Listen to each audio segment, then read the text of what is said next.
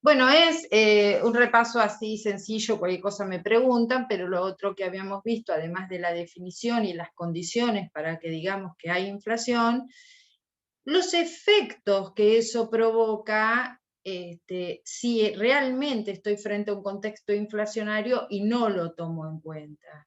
Entonces, contablemente, ¿no? No lo reflejo. Entonces, por supuesto, se afectan los activos y pasivos, sobre todo cuanto más distantes estén de la fecha de cierre de ejercicio. Se afectan los resultados, ingresos, costos y gastos. Y además, no puedo cuantificar las ganancias o las pérdidas por inflación porque obviamente no cuantifico los RECPAM.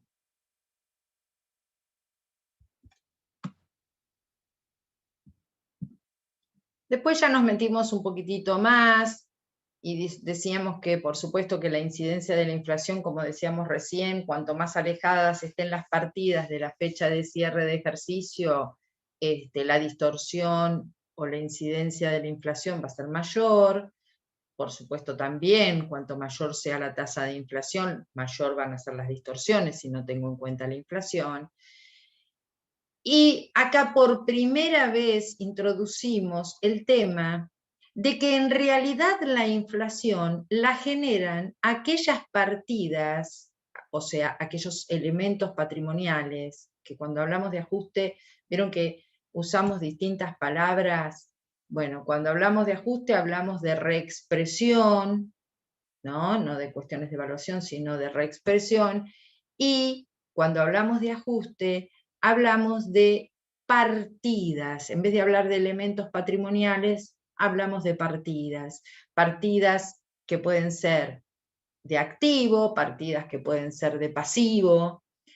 Y decimos que las partidas monetarias, ya sea de activo o de pasivo, o sea, aquellas que están expresadas en moneda nominal y no pueden cambiar su expresión en valor porque ya están determinadas en pesos, esas partidas son las que en definitiva generan ganancias o pérdidas por inflación. ¿Por qué? Y porque si yo tengo partidas monetarias activas, o sea, activos monetarios, indudablemente, al perder poder adquisitivo, eso me genera una pérdida por inflación. Y si lo que yo tengo son pasivos monetarios, indudablemente, también al perder poder adquisitivo, el pago de esa deuda me va a resultar mucho más sencillo, con lo cual voy a tener una ganancia por inflación. Pero lo que estamos diciendo acá, por primera vez, es que quien determina esa ganancia o pérdida por inflación es la tenencia de activos y pasivos monetarios. Después vamos a ver exactamente a qué nos referimos con activos y pasivos monetarios. Pero esos, y solo esos, son los que generan los RECPAM. Y bueno, y después vemos cómo todas estas distorsiones generan efectos en la información contable. No puedo, decíamos, comparar estados contables de distintos periodos, no me sirve. ¿Cómo hago? Si yo digo, la rentabilidad del ejercicio 2019 fue de 10.000 pesos, y la del 20 y fue de 30.000. Ah, ¿mejoré? No, no sé, qué sé yo. Como hubo inflación, yo no sé si los 10.000 son más, menos, igual que los 30.000. No puedo comparar porque tengo cifras distorsionadas. ¿Cómo sé si ese mayor valor del 20 respecto del 19 es porque aumenté la rentabilidad o porque hubo inflación? No lo puedo ver. Afecta el cálculo de las amortizaciones, obviamente, porque parto de un valor de origen que no está reexpresado. Afecta la distribución de utilidades, y esto tal vez es uno de los problemas más serios que provoca la inflación sobre los estados contables, porque al no reexpresar el importe del capital, puedo suponer que tengo resultados cuando en realidad no los tengo, o los tengo por un valor mucho menor. Por lo tanto, si no los tengo por un valor mucho menor, en realidad lo que estoy distribuyendo no son resultados, sino que es el mismo capital de la empresa lo que estoy distribuyendo.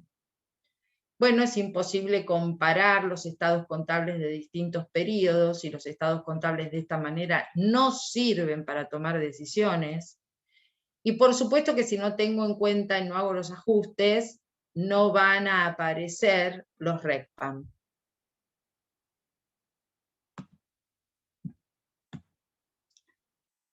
Como consecuencia de todo esto, lo más fuerte que se puede decir es que si hay inflación y no la tengo en cuenta, la información contable se transforma en una información inútil para la toma de decisiones. Cuando en realidad nosotros decimos que digamos, el objetivo de la contabilidad es brindar información útil para la toma de decisiones. Bueno, esta información sería inútil para la toma de decisiones. Se podrían determinar ganancias irreales, como dijimos recién, como consecuencia de la no reexpresión del capital. Puede haber inclusive una determinación impositiva que no esté acorde, ¿no es cierto? Porque en general las determinaciones impositivas en su mayoría surgen de la ganancia. Si tengo mal determinada la ganancia, tengo mal determinadas mi carga tributaria. Y como decíamos, en esto de que determina ganancias irreales, si determina ganancias irreales, se pueden distribuir ganancias que en realidad lo que estoy haciendo es distribuyendo una parte del capital. Bueno, como podrán apreciar, a vuelo de pájaro alrededor de estas diapositivas, se entiende perfectamente que la no consideración de la inflación, si estamos en un contexto inflacionario y no considero la inflación, es como que la información contable no sirve para tomar decisiones. Bueno, esto fue un problemón en la década de los 70 para la profesión, porque los contadores empezaron a darse cuenta que a nadie le interesaban los datos que surgían de la contabilidad. Y bueno, y un poco de razón tenían, porque los estados contables presentan información anual. Cuando llegaba diciembre, la información de enero, de febrero, de marzo era totalmente incomparable con el poder adquisitivo de diciembre, ni que hablar cuando se presentaban los estados contables que eran una fecha posterior. De manera tal que toda la profesión se vio alterada y preocupada por esta inflación sostenida que tenía nuestro país y que no sabíamos exactamente cómo mostrar y cómo reflejar en los estados contables.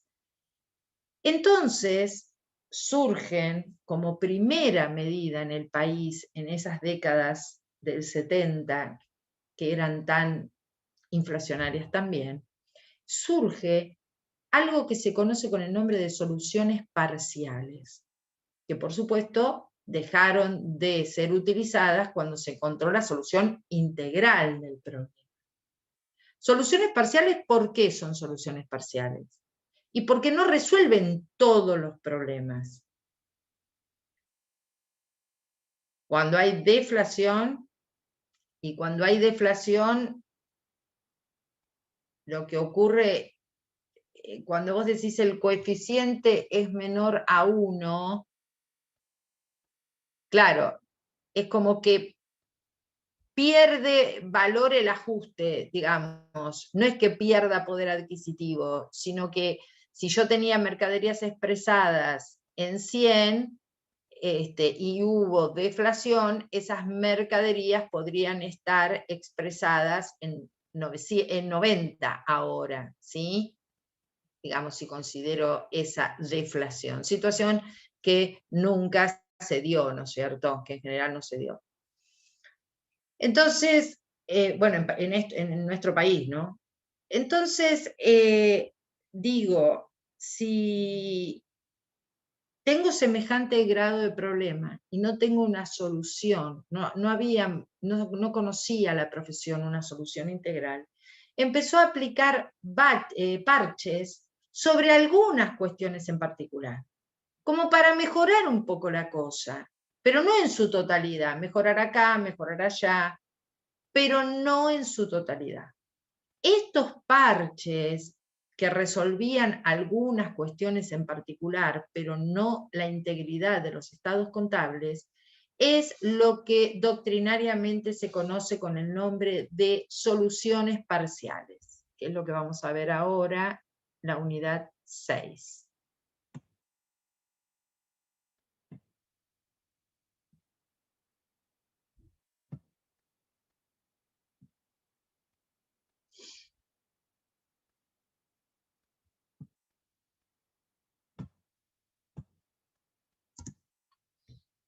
Bueno, el objetivo de estas soluciones parciales justamente es solucionar las distorsiones que genera la inflación en la información contable.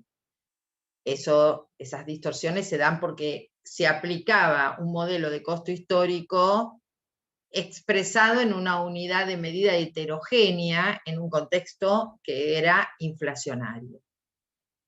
Ahora, son muy limitadas estas soluciones parciales. Por lo tanto, luego en el tiempo fueron reemplazadas por el ajuste integral. La principal limitación, dice acá la diapositiva, es que aunque yo aplicara todas las soluciones parciales, eso no constituye una solución integral del problema. ¿Sí? Ni aún aplicando la sumatoria de todas las parciales logro resolver el problema integralmente, sino resolver pedacitos del problema.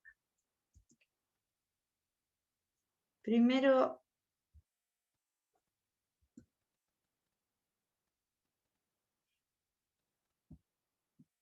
voy a dejar de compartir para hacer una cosa en la pizarra.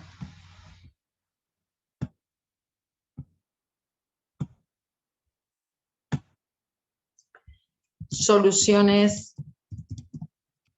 parciales, entonces. Tres tipos de soluciones parciales. Soluciones legales,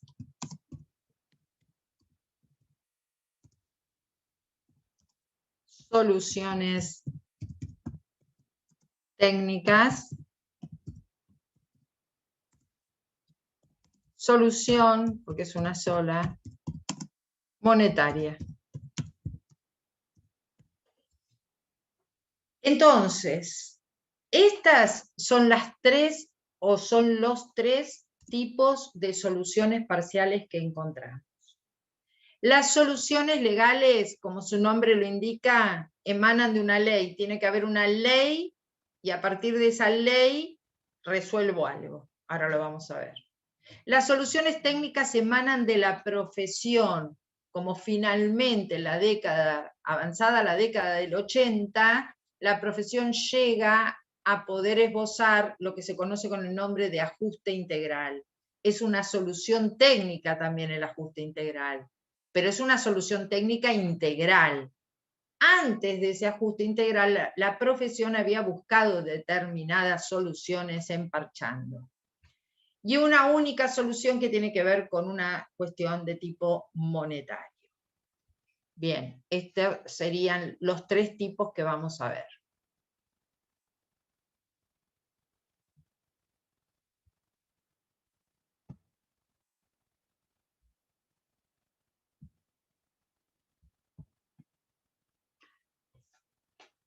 La primera solución, que es de tipo legal, la primera que vamos a ver, por supuesto emana, como decíamos, de una ley a través del Congreso de la Nación, que es en la primera de estas leyes, son leyes de revalúo, y la primera de estas resoluciones o leyes de revalúo data del año 1953. Miren cuánto hace que se buscaba alguna solución.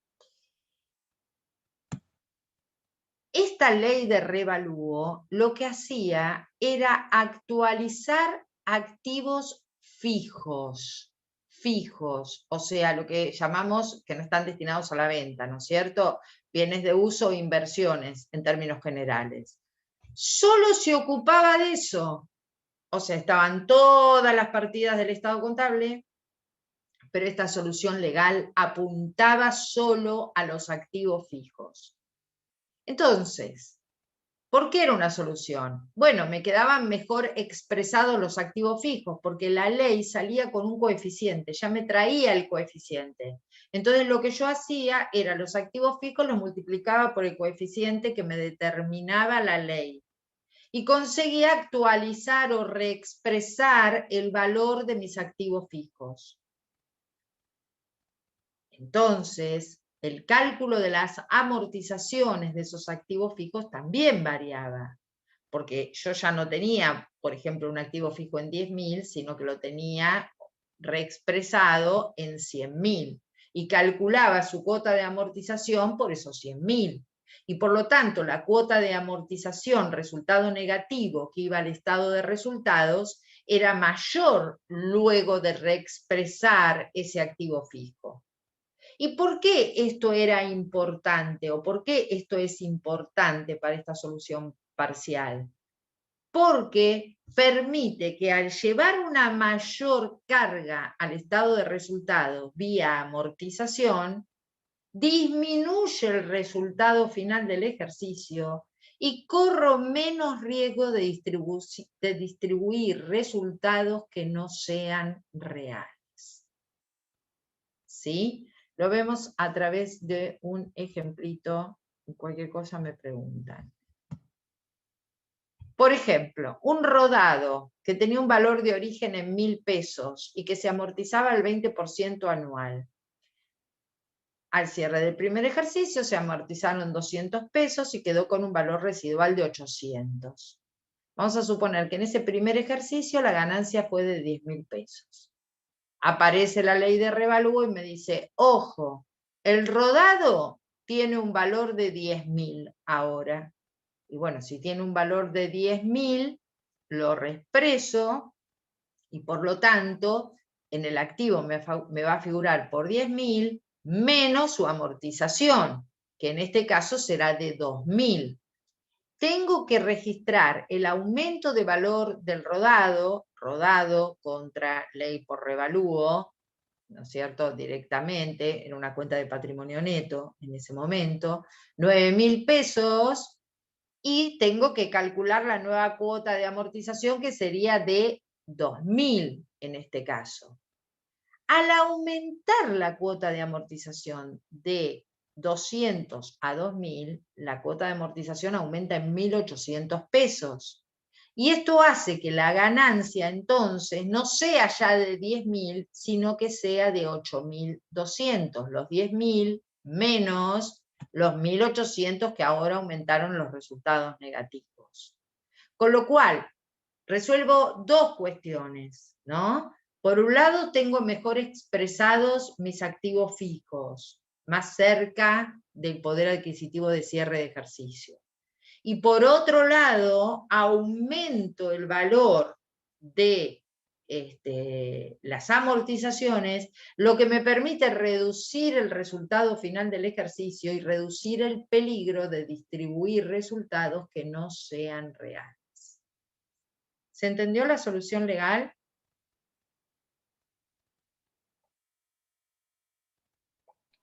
Sí, profe.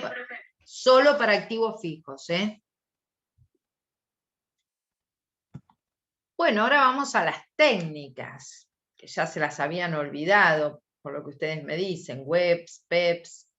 Bueno, de los sistemas de costeo que tengo, web, PEPs o precio promedio ponderado, por lo menos de los más utilizados, la profesión dijo, si estamos en un contexto inflacionario, usemos webs.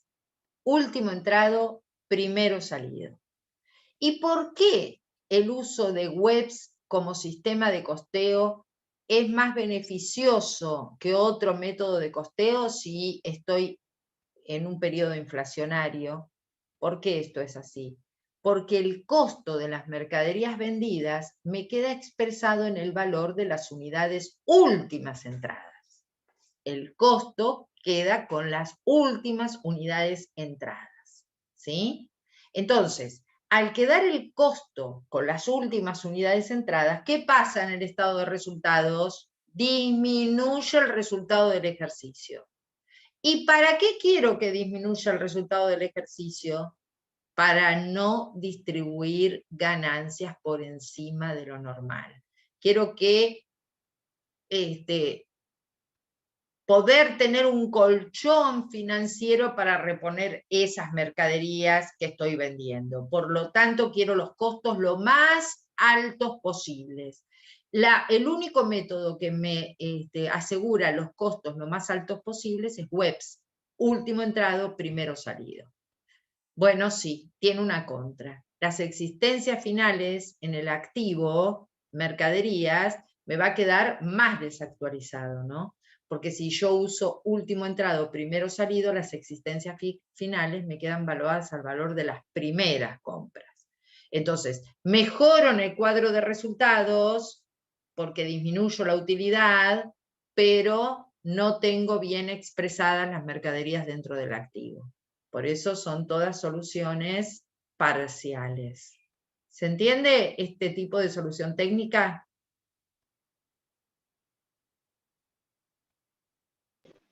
Sí. Acá lo podemos ver con un ejemplo bien sencillito. Compro un bien el 1 de enero a 10 pesos. El 2 de marzo compro otra unidad de ese bien a 20 pesos. Y durante ese ejercicio vendo una unidad en 30. Entonces, si yo utilizo webs, hago ventas 30, costo de mercaderías vendidas, último entrado, primero salido, el costo es a la compra del 2 del 3, 20. Y la ganancia final me queda en 10.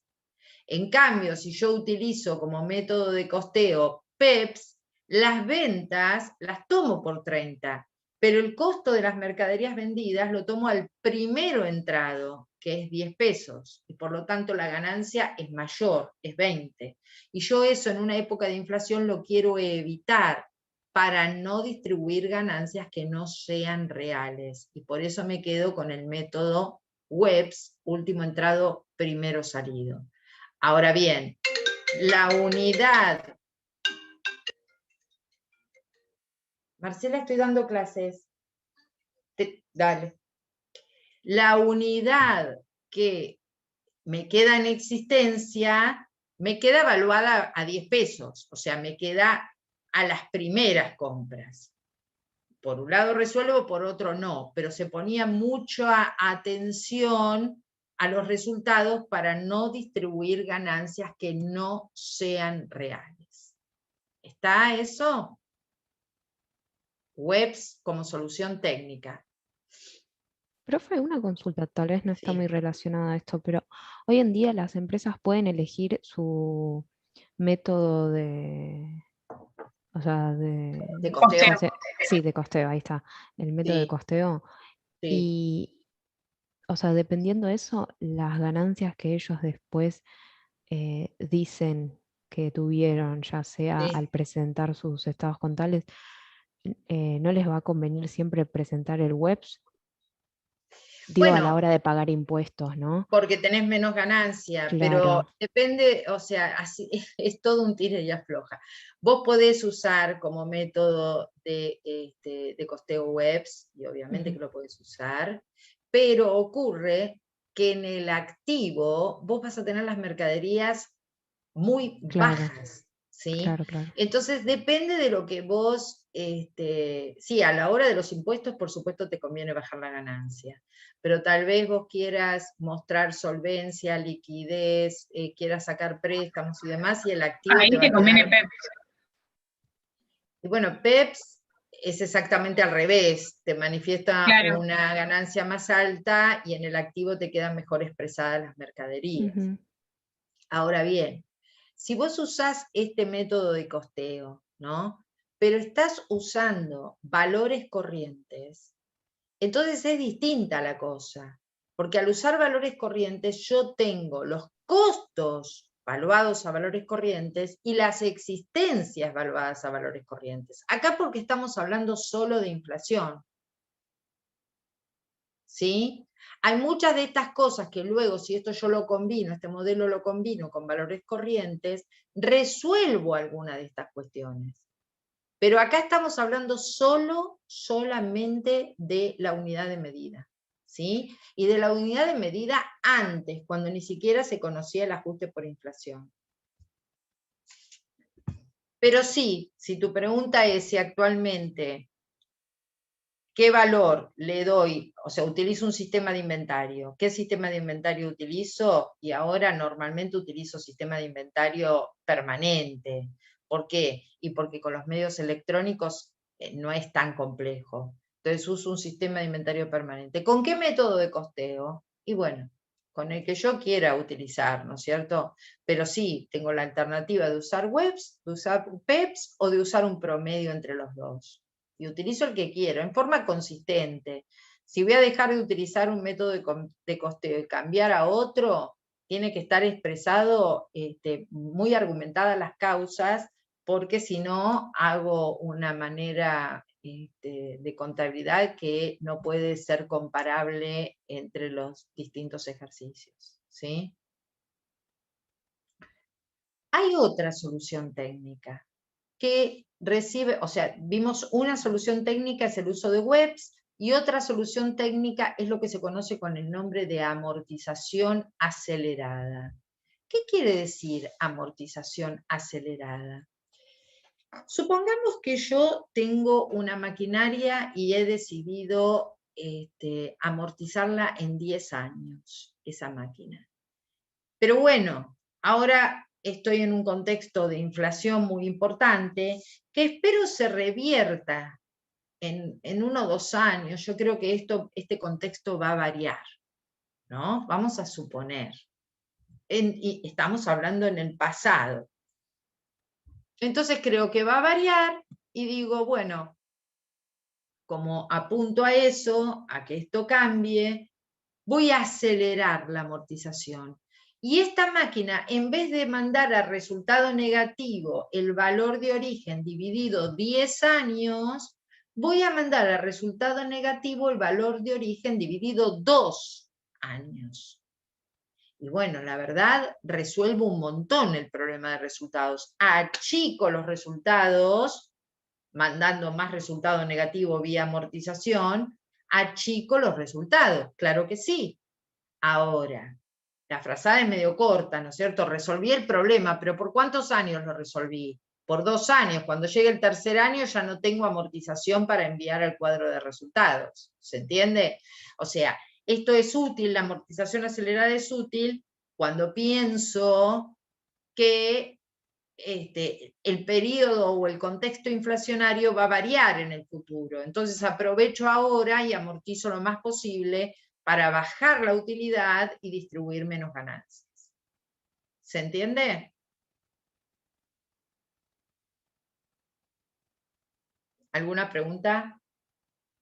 Sí, profe, yo eso de dividir la vida útil en 2 o en 2 años, eso, ¿lo puedo volver a repetir, por favor? Sí.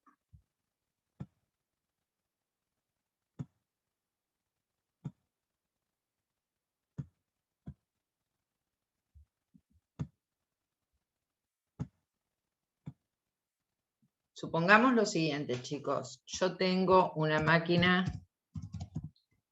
valuada en 10.000 pesos dentro de mi activo. En su momento determiné que la vida útil de esta máquina era de 10 años. Entonces, ¿qué hacía yo? Calculaba su cuota de amortización, 10.000, dividido 10. Y enviaba vía amortización 1.000 pesos al cuadro de resultados. Amortización contra amortización acumulada, amortización, vamos a suponer que no hay valor de recupero, no hay nada. Amortización contra amortización acumulada, 1.000 pesos. Ahora digo, che, estoy en un momento de mucha inflación, me conviene disminuir los resultados un poco. Bueno, voy a acelerar la amortización. ¿Y qué sería? Y bueno, para mí ahora es como que la vida útil se la voy a calcular como que le quedan 2 años de vida útil. Entonces, si esta máquina le quedaran 2 años, yo tendría que hacer 10.000 dividido 2. Y en ese caso son 5.000 pesos el registro. Haría amortización contra amortización acumulada por 5.000 pesos este año y por 5.000 pesos el año que viene. Con lo cual envío 5.000 pesos de resultado negativo al cuadro de resultados, no 1.000. Y entonces esto obviamente disminuye la ganancia final del ejercicio, que es lo que yo busco, por las dudas de que no esté distribuyendo resultados que no sean reales. Entonces, por supuesto, disminuyo porque mando más resultado negativo. Pero, ¿cuánto tiempo me resuelve el problema? 2 años. Al año número 3 no tengo resultado negativo a amortización para enviar al cuadro de resultados. ¿Sí? Perfecto, profe, muchas gracias.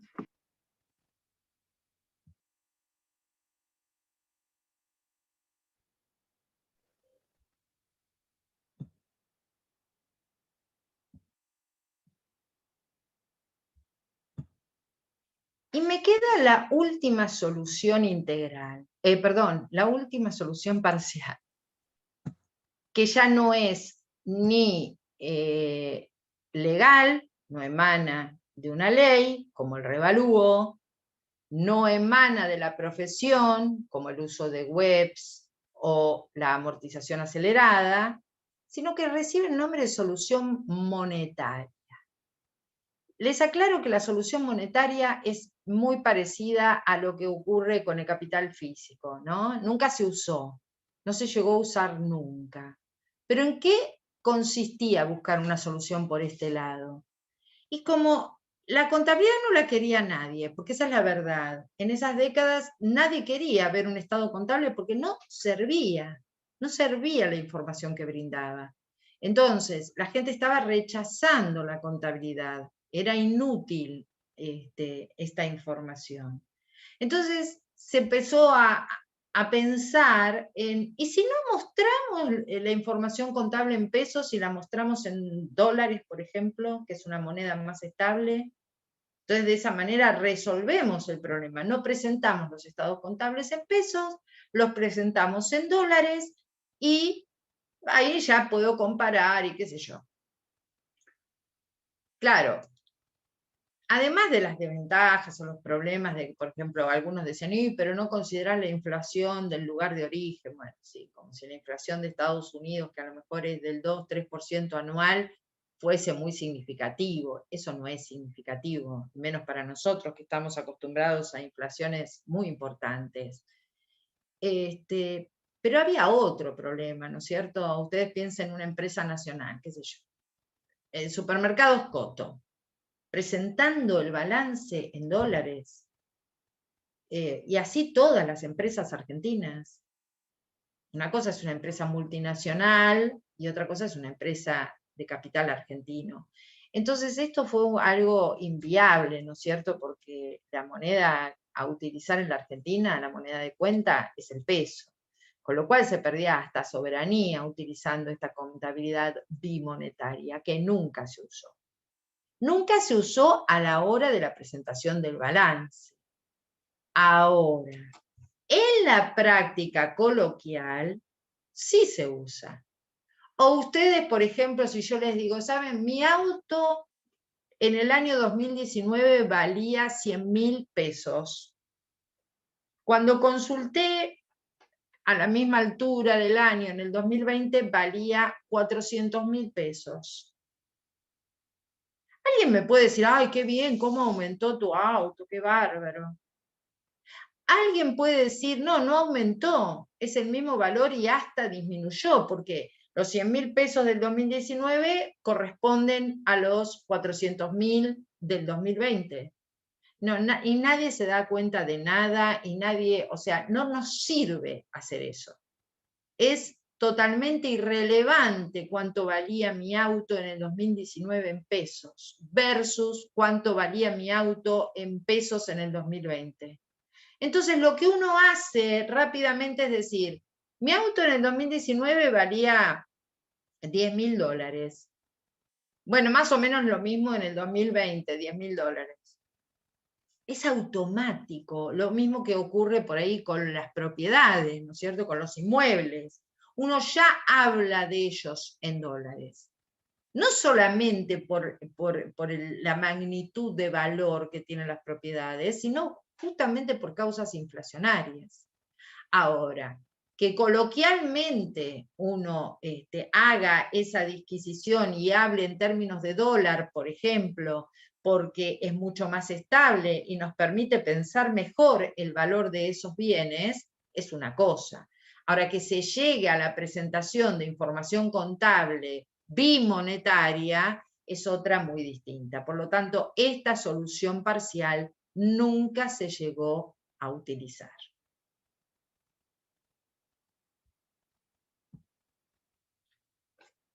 Estas, señores, son las soluciones parciales que han acontecido en nuestro país desde, yo diría, la década de 60, 70, empezó a agravarse más la situación, pero ya desde la década de 60 comienza un proceso inflacionario que se agrava en los 70 y que enloquece en los 80. Y esto hacía que obviamente la información contable fuera perdiendo valor, cosa que empezó a preocupar y mucho a quienes ejercían nuestra profesión. De manera tal que se buscaron soluciones desde el Congreso, digamos, desde leyes, se buscaron soluciones desde el seno de la misma profesión, se llegó a pensar en esta solución de contabilidad bimonetaria, pero como ustedes habrán podido apreciar, resolvían acá y nada más, resolvían acá y empeoraban acá, o sea, siempre eran soluciones que no resolvían integralmente el problema. Hasta que en el año 83 se llega a un consenso dentro de la profesión y se determina lo que se conoce con el nombre de ajuste integral, que está contemplado dentro de la resolución técnica 6, denominado moneda constante. Es una resolución que emana de la profesión preocupada buscando una resolución.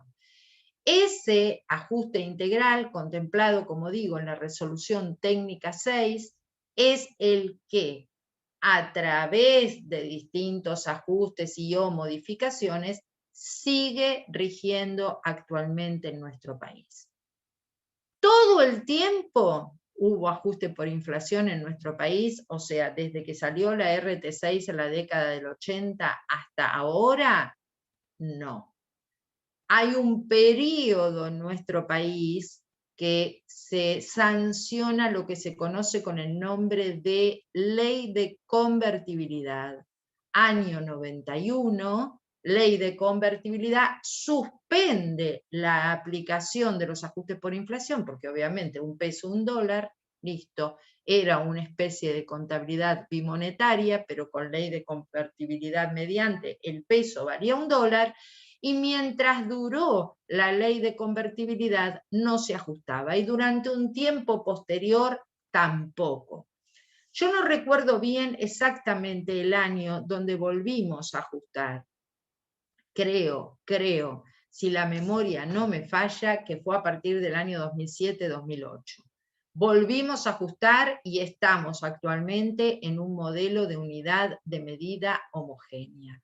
Hay una inflación tal que los consejos determinan que los estados contables deben ser presentados con su ajuste integral en moneda homogénea.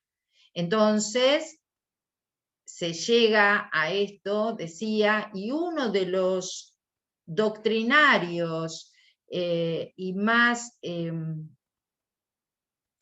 activos participantes en la redacción de la resolución técnica 6 fue García Matera. Es por eso que el libro de García Matera, de inflación, moneda constante, creo que también se llama, si no me falla la memoria ahora, ese libro vuelca un montón de experiencias y de cosas que finalmente luego fueron recogidas por esta resolución técnica que continúa aún vigente. ¿Sí? Bueno, vamos a... se hizo muy rápido el tema de soluciones parciales porque hay pocas consultas, así que yo diría, vamos a empezar a esbozar algunas cuestiones del ajuste integral y vamos a desmenuzarlo con más profundidad en martes siguiente. ¿Sí? Empezamos a ver algunas diapositivas de ajuste integral, ¿o quieren hacerme alguna consulta? ¿No? No hacemos descanso hoy porque la clase va a ser más corta. Bueno, empezamos. La clase va a ser más corta porque la práctica va a ir más lenta que la teoría en esta parte. Cuando lleguemos a evaluación, las teorías van a ser más densas, pero en esta parte es mayor el componente de parte práctica. Bueno, voy a compartir pantalla. Después les envío todas estas diapositivas porque omití hacerlo.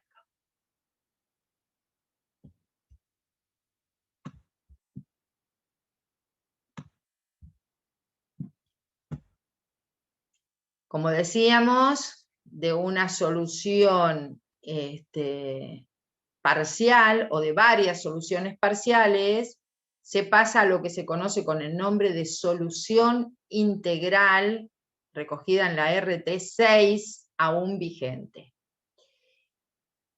Pero una pregunta que se hace siempre, o casi siempre, en los exámenes finales de contabilidad 2, es ¿cuál es el objetivo de hacer un ajuste integral? Ahí dice, por ejemplo, que el ajuste integral es un método que ajusta los componentes de toda la estructura contable, que están expresados en poderes adquisitivos de distintos momentos y llevan todo a una misma fecha, que es la de cierre, por aplicación de un coeficiente corrector. Coeficiente que surge de relacionar la variación entre el momento de cierre de ejercicio con el momento de origen de la partida. O sea, lo que quiere decir ese párrafo es que el ajuste integral, en definitiva, lo que hace nada más ni nada menos es que homogeneizar todas las partidas. O sea, los pesos de enero van a estar expresados a moneda de poder adquisitivo diciembre. Los de febrero, poder adquisitivo diciembre. Los de marzo, poder adquisitivo diciembre. O sea, cuando yo llegue al cierre del ejercicio voy a tener toda la contabilidad expresada a pesos de poder adquisitivo de diciembre. No es que voy a estar sumando 100 pesos de enero con 100 pesos de junio con 100 pesos de diciembre. No. Si hago el método de ajuste integral, cuando llego al cierre del ejercicio voy a tener todas las partidas expresadas en moneda homogénea. ¿Y eso qué significa? Todas las partidas expresadas a pesos de diciembre.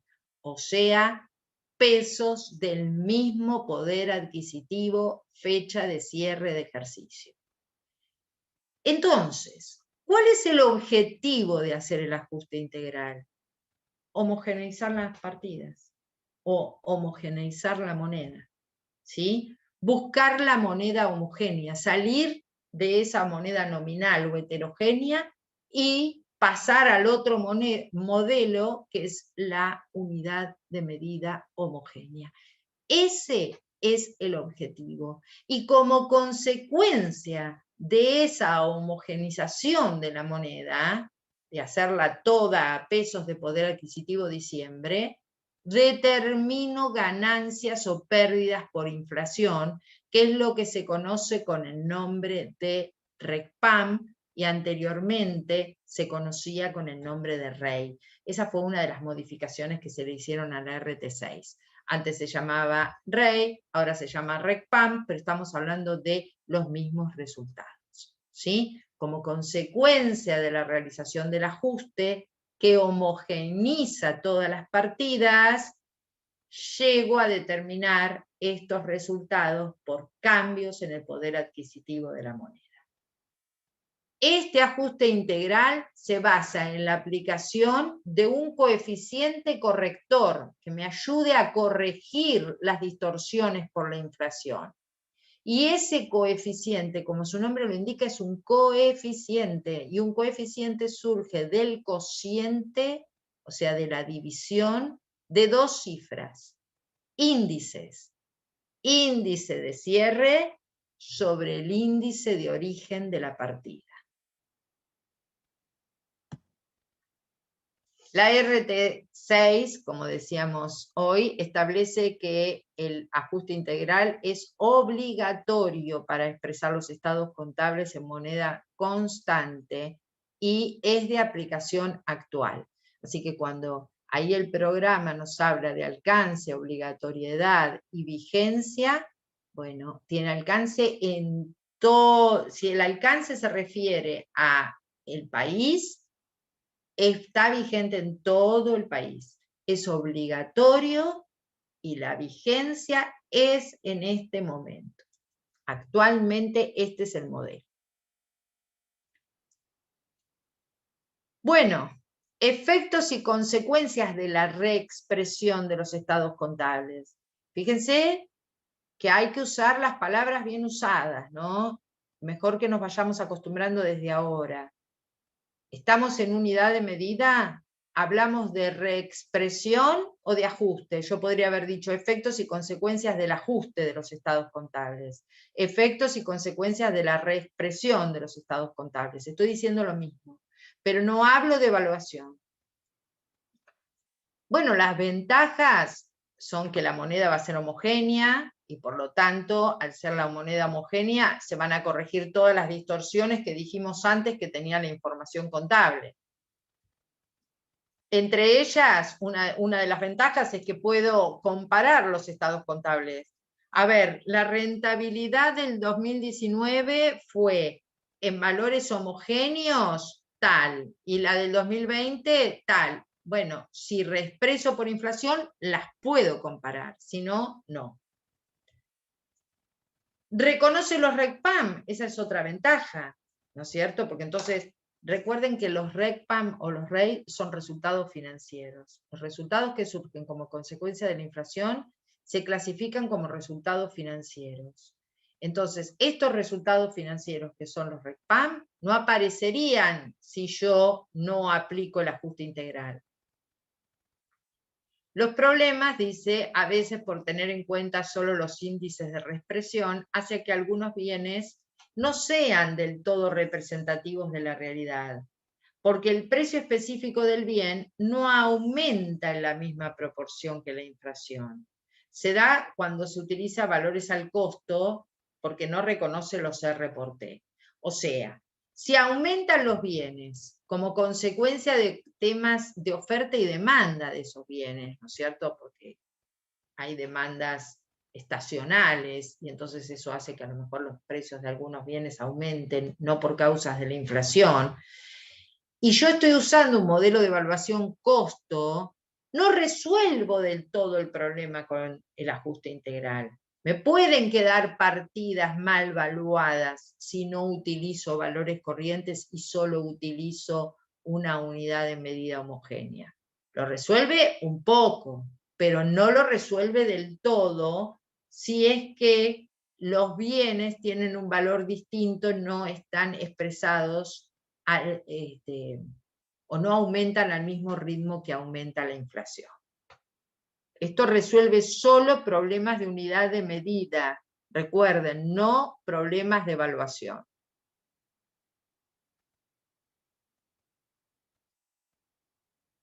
Bueno, esperen que quiero ver hasta dónde profundizo en la clase.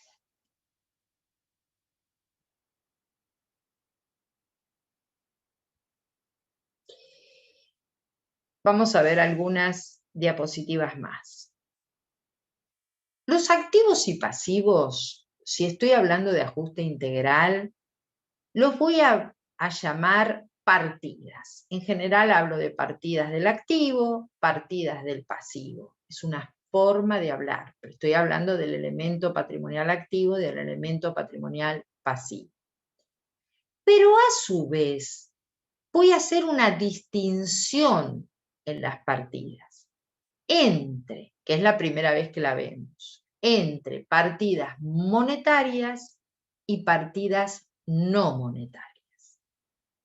Las partidas monetarias, dice ahí, son, tanto del activo como del pasivo, son o representan una determinada cantidad de moneda legal que está permanentemente expresada en moneda de poder adquisitivo de fecha de cierre. Por lo cual sufren plenamente el impacto de la inflación, que disminuye su poder de compra si hablamos de activos monetarios. ¿Qué quiero decir con esto? Dice que está permanentemente expresada. Supongamos un billete de 1.000 pesos que yo encuentro en caja. Está determinado su valor en forma permanente por una unidad de medida nominal, 1.000 pesos. En enero lo recibí. Llego a diciembre, hubo una inflación del 20%. ¿Le puedo cambiar la nominalidad a ese billete y ponerlo en 1.200, que es ahora el poder adquisitivo que representa? No, no tengo forma de variarle el valor. ¿Sí? Lo mismo si un cliente me debía a mí 10.000 pesos por una compra que me hizo en determinado momento. Llego al cierre del ejercicio, ¿puedo cambiarle ese valor por la inflación? Y si yo no acordé con él un interés, no lo puedo cambiar. Ese valor es ese valor. Lo mismo si yo debo dinero. Tengo una deuda en pesos. Tengo esa deuda en pesos. Eso no lo puedo cambiar. Están establecidas están, digamos, en forma permanente expresadas sus cifras.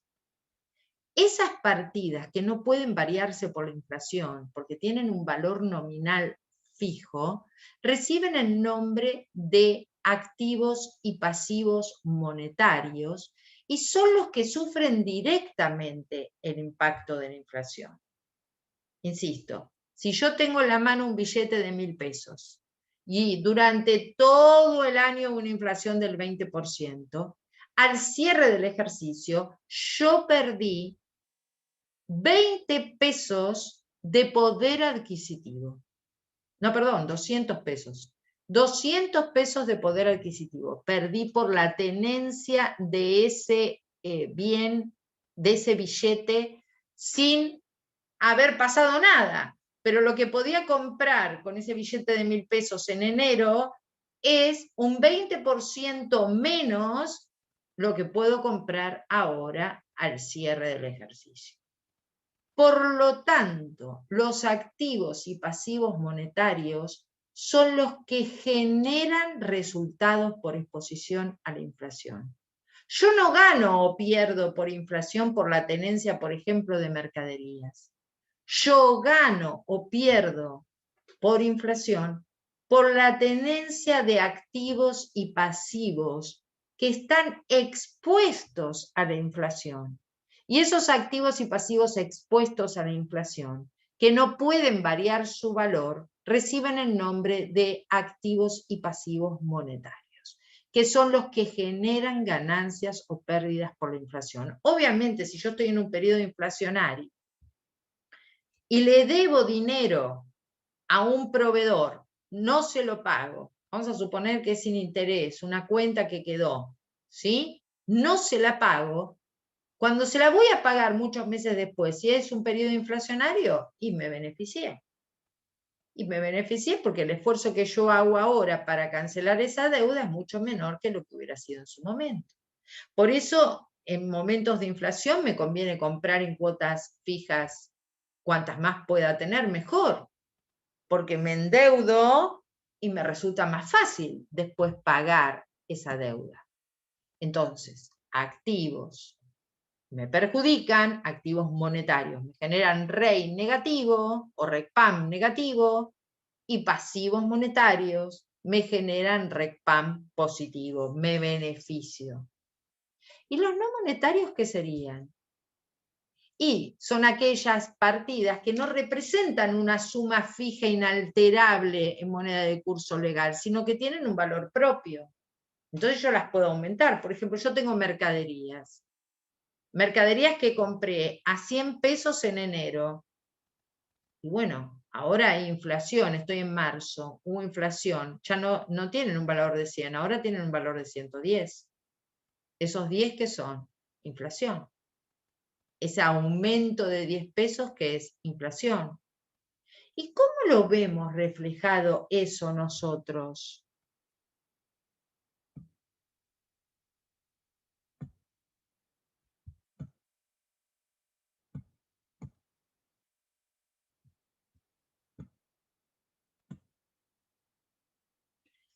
Si yo estoy en un periodo de inflación y tengo mercaderías que compré a 100 pesos, pero al cierre del ejercicio, esas mercaderías reexpresadas, les aplico el coeficiente corrector y digo que esas mercaderías tienen un valor de 130, en moneda homogénea representan 130 en diciembre, supongamos, esto es marzo del 2020 y esto es diciembre del 2020.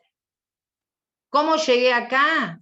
Y llegué con un coeficiente que es el índice de inflación, ¿no es cierto? De precios.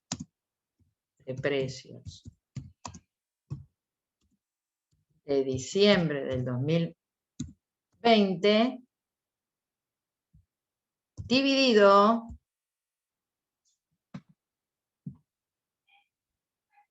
lo puedo hacer así, a ver. Ah, no puedo subrayar, ¿no? No. Bueno, dividido el índice de precios del momento de origen de estas mercaderías, que fue marzo del 2020. Entonces yo multipliqué los 100 por el coeficiente, que en este caso es 1.30, y llegué a 130. ¿Sí? ¿Qué hice ahí? Llevé los 100 pesos de marzo a moneda homogénea de cierre, 130. Ahora, cuando yo tengo que arreglar esto, ajustarlo en mi contabilidad, yo hago un registro de este tipo.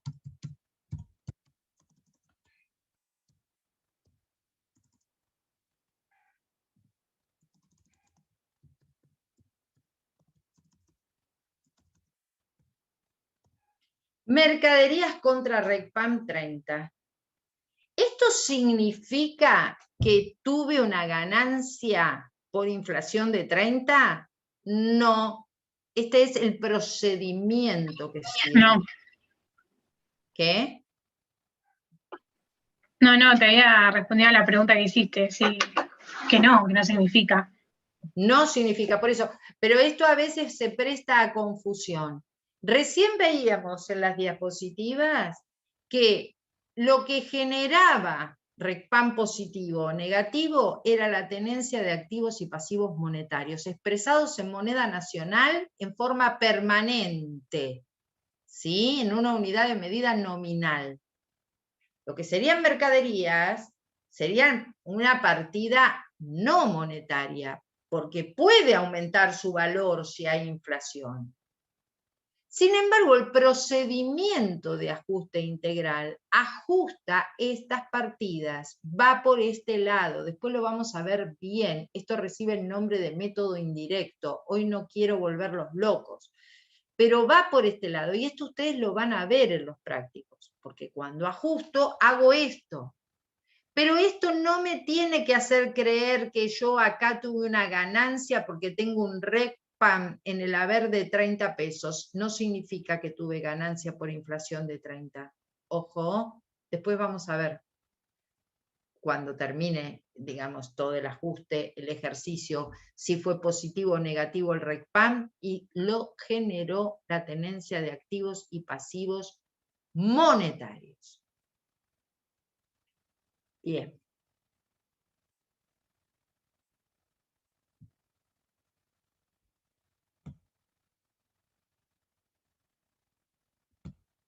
No, ¿dónde está?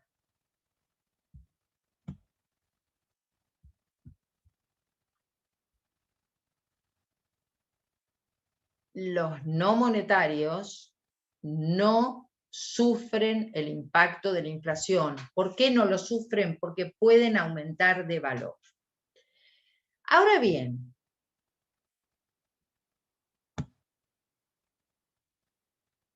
en base, como dice acá, al impacto, si yo recién dividí los activos y pasivos en monetarios y no monetarios. ¿En base a qué los dividí en monetarios y no monetarios? En función a la relación que tienen con la moneda de curso legal. Aquellos que están expresados en moneda de curso legal permanentemente serían los monetarios, y los que pueden aumentar su valor serían los no monetarios. Y otra forma de clasificar los activos y pasivos es en expuestos y no expuestos, en base al impacto que genera la pérdida de poder adquisitivo. Los están expuestos son los que se desvalorizan si pierdo poder adquisitivo. O sea, los monetarios que generan resultados por exposición en la inflación. Todo lo que antes decíamos monetarios son expuestos. ¿Y por qué son expuestos? Porque son los que generan ganancias o pérdidas por inflación. Los que no, los que llamamos no monetarios, no están expuestos porque no se desvalorizan por la inflación. Entonces, no generan RECPAM. Cuando veamos bien el mecanismo de ajuste integral, que hoy no vamos a ver la metodología, vamos a ver que cuando aplicamos el ajuste tengo dos métodos distintos. No lo vemos hoy. Método directo, método indirecto. El que cumple con el objetivo de homogeneizar la moneda es el método indirecto, y por lo tanto es el que vamos a usar. Entonces, cuando empezamos a decir cómo usamos, decimos, ajustamos las partidas no monetarias. Y ahí empieza el primer problema muchas veces en los finales de contabilidad 2, sobre todo con algunos profesores. Si ustedes les dicen que el método de ajuste integral se aplica, lo que tenemos que ajustar son las partidas no monetarias, muchos profesores dicen no, está mal. Entonces, ¿cómo? Si las partidas monetarias cambian no cambian de valor y no son las que ajusto, voy por el método indirecto, tengo que ajustar, como veníamos viendo recién, mercaderías, como el profesor me dice que en el método indirecto no ajusto las partidas no monetarias. En realidad, la respuesta correcta a eso es: ajusto todas las partidas que no estén expresadas en pesos de cierre de ejercicio. Entonces eso deja fuera las partidas monetarias, porque las partidas monetarias, como por ejemplo el billete, están expresadas en pesos de cierre de ejercicio. Y las partidas no monetarias de diciembre, o sea, mercaderías que compré en diciembre, tampoco las reexpreso, porque están expresadas en monedas de cierre de ejercicio. Yo acá me adelanté un poco a lo que vamos a ver la clase que viene. Pero como esto ha sido motivo de muchísimos exámenes desaprobados, no quiero que les quede la idea de que lo que yo estoy diciendo es que lo que tengo que ajustar son las partidas no monetarias. Lo que estamos viendo en la clase de hoy es cómo dividimos las partidas en monetarias y no monetarias, y por qué, y cómo dividimos las partidas en expuestas y no expuestas y por qué. Todavía no estamos diciendo mucho cuáles son las que voy a ajustar, porque todavía no vamos a ver el método de ajuste. Lo que sí vamos a ver es el índice que voy a aplicar. Para el ajuste integral tengo que usar un coeficiente que surge del cociente de dos índices, índice de cierre sobre índice de origen. El índice de precios internos al por mayor y PIM era el que usaba la resolución técnica antes. Ahora el índice de precios mayoristas es el que usa ahora, ¿no? Y este índice lo elabora ¿quién? ¿Quién hace estos índices que yo luego voy a usar para hacer el ajuste integral? El INDEC es el que elabora estos índices.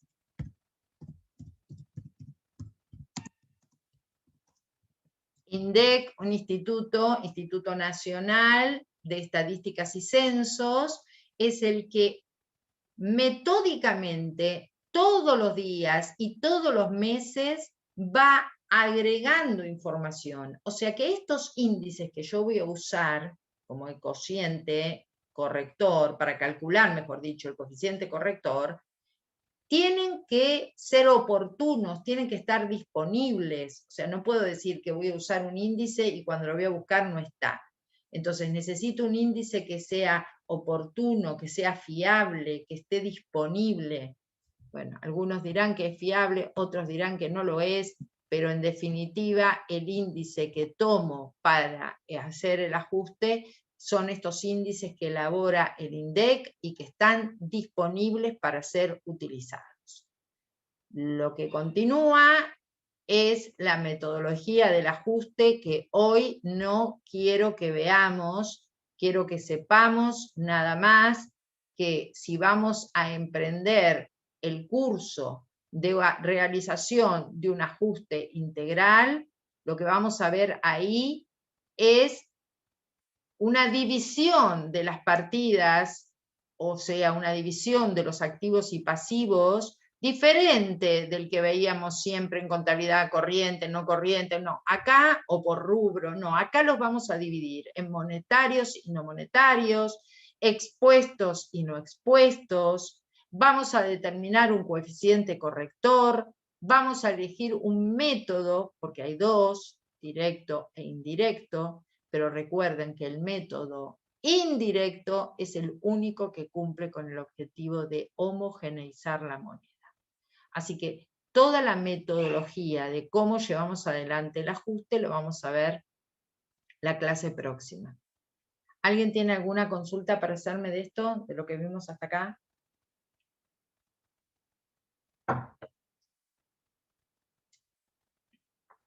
¿No? ¿Ya vieron algún ejercicio de inflación en la práctica? Por lo menos en comisión 8 no, solo terminamos el de, ¿cómo era? El de las construcciones, las obras. ¿Soluciones parciales? No. No, avance de obra. Eso no me salía. Ni siquiera vieron soluciones parciales, o sea que tienen que ver los Profe, sí. con Calcaterra, en la comisión 5, sí, vamos por el TP7 ahora. ¿Y qué es el TP7? Ya dimos inflación y dimos soluciones integrales y parciales. ¿Todas? No, enteras no. Bueno, está bien, por ahí están bastante adelantados por lo que veo. Yo creo que con esto ustedes pueden realizar los trabajos prácticos que están relacionados con las soluciones parciales y tienen una primera base de lo que sería la solución integral. Digamos, me encuentro con todos los estados contables expresados en fechas de distinto momento y quiero pasar de una unidad de medida heterogénea a una unidad de medida homogénea. ¿Qué tengo que hacer? El proceso de ajuste integral. ¿Cómo lo hago? Voy a dividir las partidas en partidas monetarias y partidas no monetarias, o partidas expuestas y partidas no expuestas. Lo otro que tengo que ver es conseguirme los índices para armar los coeficientes que voy a necesitar para ajustar. Voy a utilizar el método indirecto, y a través del método indirecto reexpreso todas. Esto les tiene que quedar claro. A partir del método indirecto de ajuste integral, lo que tengo que reexpresar o lo que tengo que ajustar son todas las partidas que no están expuestas o expresadas en pesos de cierre de ejercicio. Todas las que no están expresadas en pesos de cierre de ejercicio, las tengo que ajustar. Bueno, y ahí empieza la metodología, que es lo que vamos a ver en la clase que viene. ¿Alguna pregunta?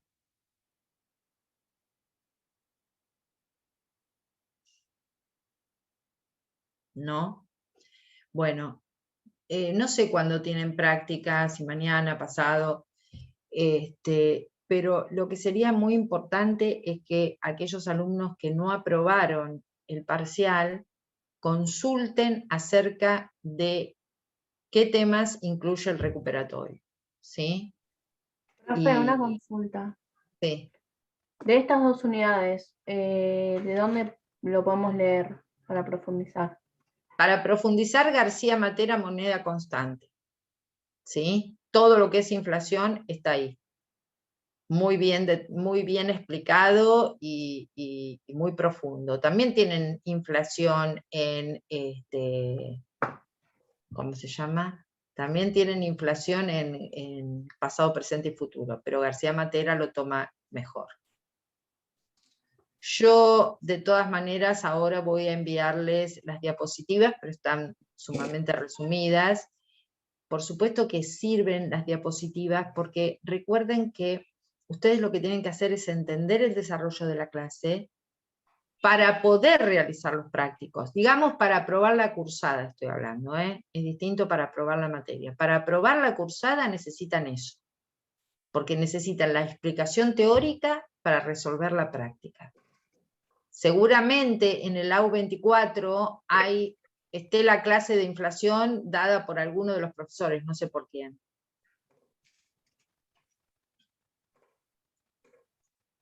¿Alguien me quería decir algo?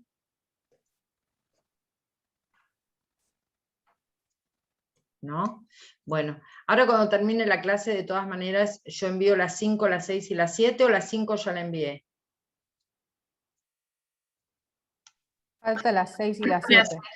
Faltan las 6 y las 7. Bueno, ahora les envío las 6 y las 7, chicos. Gracias. No, de nada.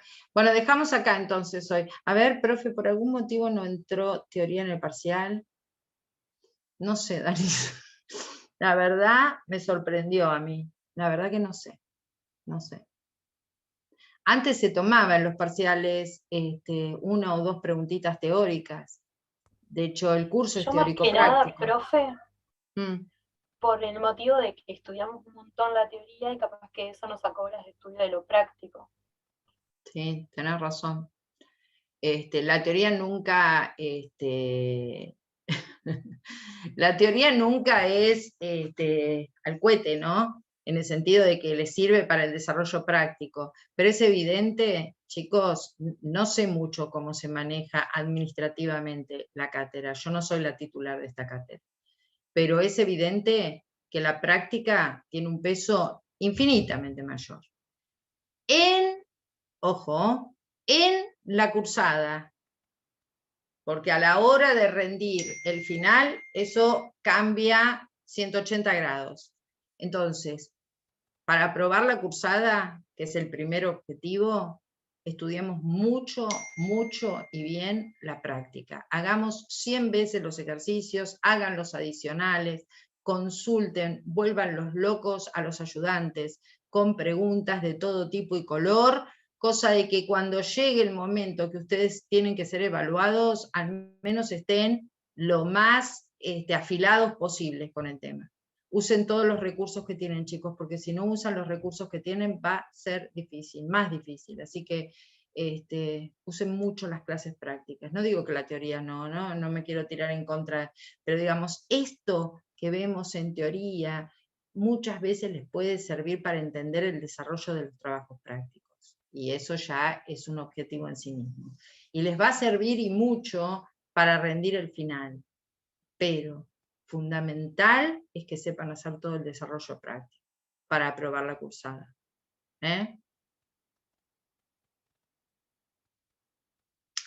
Dejamos acá. Ahora les paso las diapositivas. Chau chicos, éxitos.